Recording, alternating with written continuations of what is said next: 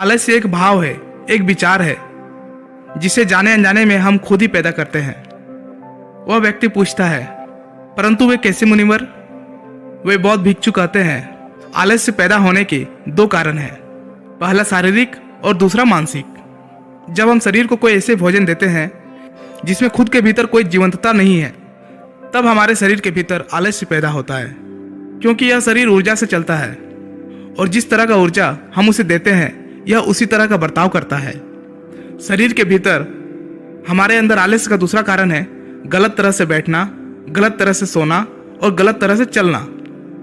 हम इस बात पर कभी ध्यान नहीं देते कि हमारे बैठने, लेटने और सोने की स्थिति सही भी है या नहीं।